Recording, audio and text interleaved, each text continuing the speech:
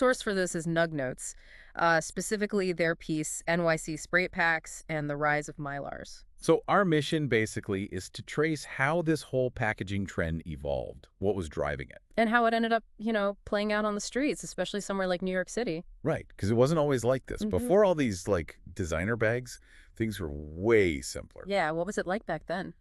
Well, if you were buying flour, it often just came in pretty basic containers. Yeah. Think like old school turkey bags or maybe mason jars. Very functional. Super different from now. But the source, Nug Notes, says things really started to shift around 2014. Yeah, that's when Connected Cannabis, with their cookies flour, did something pretty new. What was that? They brought out one of the first, like, properly branded Mylar bags. Suddenly, the bag itself wasn't just holding the product. It became part of the brand's identity, like a statement piece. Exactly.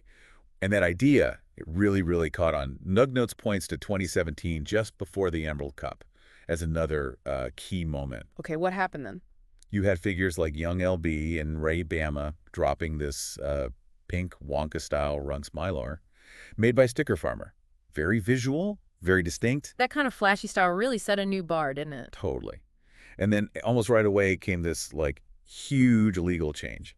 July 1st, 2018, California's Prop 64 kicked in. Right, and that ended the whole Deli Style sales model, yeah, where they weigh it out for... It's gone overnight.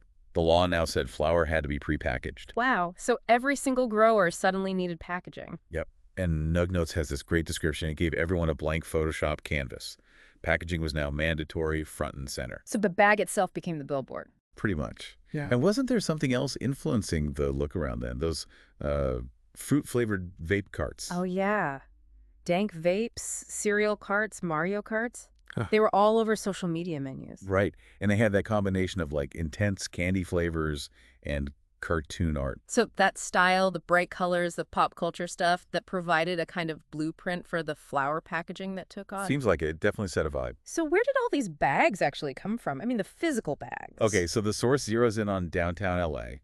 It apparently just transformed into this massive hub, the packaging mecca, they call it. Well, Mecca, really? Yeah, you could apparently go there and get tons of these Mylar bags, including, bootlegs of big names like Nerds, Cookies, Runtz. And they were cheap? Super cheap, like 10 cents a bag sometimes. So everyone was sourcing from their legit brands, designers, and obviously the counterfeiters too. That's wild. An entire supply chain just popping up. So what happened next in this story? Well, fast forward a bit to September 2019, there was that big public backlash against teen vaping. Right, I remember that. It led to flavor bans. Exactly. California and New York banned flavored nicotine vapes and even flavored blunts. So the market just shifted gears. Got it.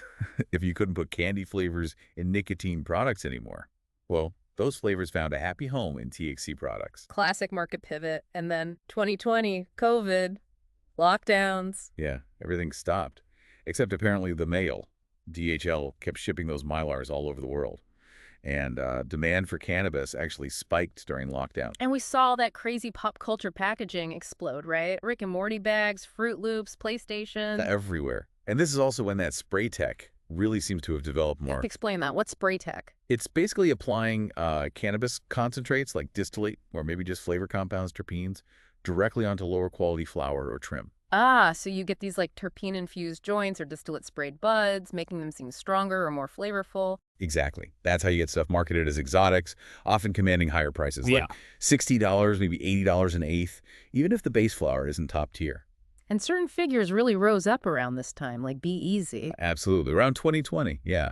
He became really known for pushing these high-end, limited edition Mylar collaborations, blending street culture, hype, packaging. Making the bag itself a collectible almost? Pretty much, yeah.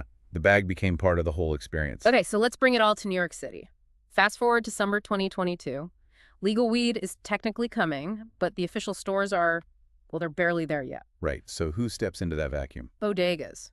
Smoke shops. They start popping up everywhere, selling cannabis products. And guess where a lot of their packaging, those Mylar bags, trace back to? Let me guess. Downtown LA. Bingo. That same LA toy district. Nug Notes literally calls it the source for every counterfeit bag you see in a NYC bodega. Wow, so the pipeline was direct? It seems like it. So by 2024, you've got this full-blown gray market wave. And these spray packs, combining that LA-sourced, often counterfeit, packaging with product that might be enhanced with those sprays.